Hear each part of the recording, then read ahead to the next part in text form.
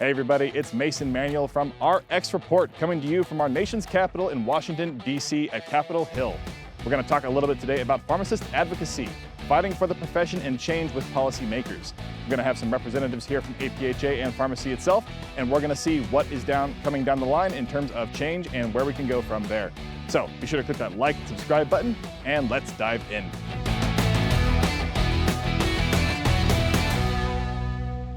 We're here today at the U.S. Capitol, and we're here to talk to Dr. Erin Ballentine. She's on our APhA Board of Trustees, and we're going to talk a little bit about the advocacy you're doing here on the Hill. Can you tell me what you're trying to achieve with your advocacy here today? Yeah, absolutely. Well, today, obviously trying to push forward the ECAPS bill. I think we've seen a lot of progress for that bill moving forward in the House and the Senate over the last several months, and so excited to continue to push that forward.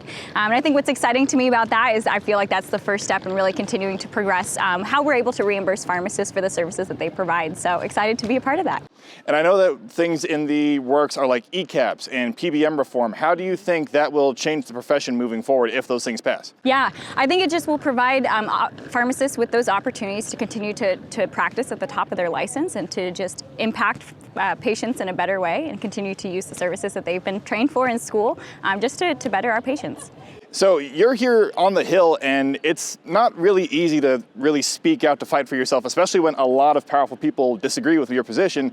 How did you get inspired to be an advocate for the profession? Yeah, I think it started when I was a student. Honestly, at APhA has a strong platform to be able to, promote advocacy and really give the tools to our student pharmacists and to progress them through as they become new practitioners and then more seasoned pharmacists in our profession. So really, it started there. I participated in SLI. I got excited. And glad to continue to be a part of it in my new role as a new practitioner. So APhA brings that excitement out, and then you got the community around you. Absolutely. So for anybody who might not be as eager or maybe a little bit worried about speaking out for themselves in this profession, what advice would you give them? What would you do to light a fire under there? Yeah, I would say just show up and start asking questions. APhA has a lot of resources, a lot of people that are skilled in those areas and are very experienced and are happy to tag people along and bring you into that area. So I think just show up and be willing to, share your story, and I think that can go a far way. All right, so Drs. Emily Weyenberg and Nicole Sandoval, what's your take on the state of pharmacy right now? Ooh, that's a good question. I think we definitely have been taking some steps in the right direction, right, over the past couple years. I hope so, yeah. Yep, scope of practice is definitely expanding, but we have a long way to go, I think, especially pharmacy reimbursement. I know we're on the Hill today to advocate for the ECAPS bill, so we're working our way towards that. Obviously, PBM reform is a big topic that we hope to see come to fruition in the next couple months, well, once everything's back in session, but I think we're getting there, baby steps, right? So explain ECAPS to me. What is that really fighting for pharmacists? So ECAPS, the bill this year, is fighting for reimbursement through Medicare Part B for test and treat for pharmacists. So that is for flu, RSV, COVID, and strep, thank you.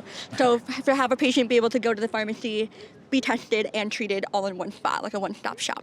Beautiful. Okay, so it's expanding the scope of what pharmacists can do who are already like a very primary source of care for patients. That is correct, yeah. Excellent. So Nicole, what are you hoping to see with your advocacy efforts today? Absolutely. So I think the biggest thing is we want people to know what's going on. They need to understand what the need is in pharmacy, and so whether it's going to thank certain senators or congressmen or women, thanking them for joining the bill or supporting the bill, but we also want to reach those individuals who haven't yet. So letting them know the importance back home. I think all of us have been to a pharmacy before, and so because pharmacy and pharmacists are the most accessible healthcare providers, we want to make sure that they understand the importance and the reasoning as to why we want to get this bill passed. 100% agree. That sounds great. So tell me, we've already got some policy changes coming down the pipeline. What should pharmacists be ready for in terms of change in the next, let's say, 5 years? So I think the biggest thing is we want to make sure we have a seat at the table. Making sure that our voices are heard, making sure that, I think Emily we were literally walking here and we were saying, what was it you said that we can't? Growing up, my dad always said, you can't complain if you don't do something about it. So 100%. I think encouraging all pharmacists to have that seat at the table, taking the steps to talk to their congressmen, congresswomen, and to make that change and fight for it, because nothing's going to happen if we're all not collectively a voice.